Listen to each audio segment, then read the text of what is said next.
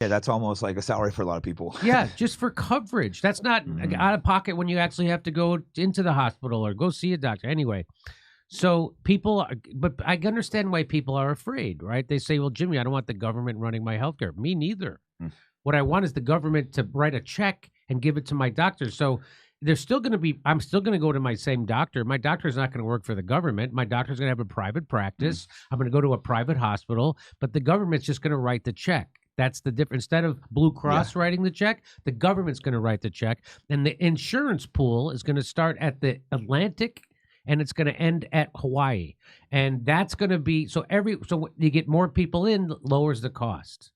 And so what insurance companies would like to do is get rid of the sickest people. And so, so anyway, that's the idea. The idea is we still have private doctors. We still have private hospitals.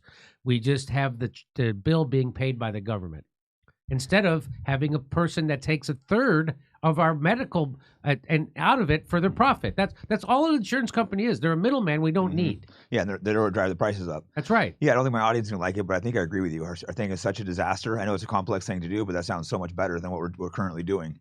It's no one wants to go to the hospital. It's a disaster. Another problem. You should be given like I like Australia's. Tulsi pushed the Australian model when she ran for president.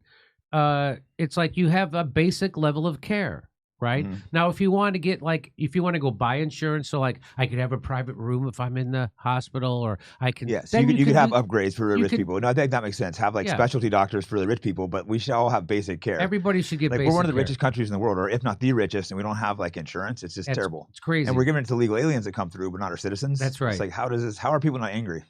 Like it's okay for them, but then people they've kind of turned the right wing into idiots by being like, "Oh, we don't want this insurance." Like, why would you not want free health insurance? Why would you not? I know it's just like saying, "Well, I want to pay for my own highway." It's like, no, the government knows how to do that. But Eisenhower got us the interstate highway system, right?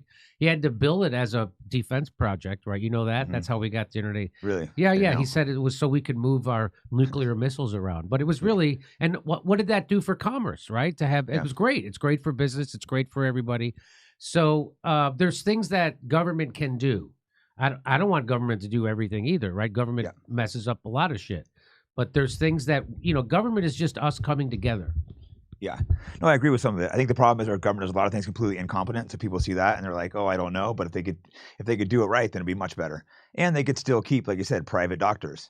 So let's switch it up real quick. I think me and you are both extremely anti-war. Yes. Our thing is completely ran. That's why I originally started watching you. I really agreed on your takes. We went from like Afghanistan. When did that end? I think within a few months we were 20-year war. Within a few months we were back in Ukraine. Just absolutely ridiculous. Well, so I saw a lot of people giving Joe Biden, Joe Biden credit for pulling out of Afghanistan. Like, oh, at least he's pulling out of Afghanistan. I'm like, no. What is he going to do with the money that we've been spending in Afghanistan? He hasn't told you, right? Well, I bet any money they have another war in the chamber. And of course they did. They had the Ukraine war. Yeah, it was like, I think it was in a few months. I don't know the exact dates on it, but it was so quick. And now it's been going on several years. Yeah. Hundreds of billions of dollars. We're probably going to lose the war, it looks like anyways. I don't know how many hundreds of thousands of dead. Just completely pointless. Is it just sell weapons? I don't know what the point of that war is. So the point of the Ukraine war is all economic. So Yanukovych, when he was the democratically elected president of Ukraine, he got a better economic deal to align with Russia than he was getting from the European Union. So he was going to cozy up with Russia. Russia has, fossil fuels and all that stuff. And they didn't want that to happen. So the CIA got in bed with literal Nazis in Ukraine, overthrew Yanukovych, right? And it's the Maidan 2014, coup. Right? Yeah, it's called the Maidan coup. And so then and then the people in the eastern part of Ukraine, the Russian-speaking ethnic people, didn't want to go along with this coup government. So the Ukrainian government started shelling them and killing them and slaughtering. So they had the Minsk Accords. They had two of those, was our peace agreements. And the agreement was to give those people some autonomy. They'd have their own elections, whatever. Well, the Ukraine government never lived up to it. They just kept doing it and shelling them.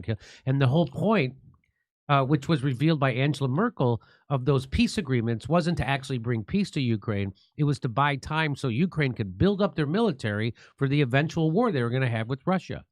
And so right before Putin actually invaded, they had doubled their bombings, right? So it was all provoking. They had Kamala Harris went to Europe and she said, we're going to get them in NATO. And All he wanted was, hey, we can't have that. I need a promise. It's not going to come.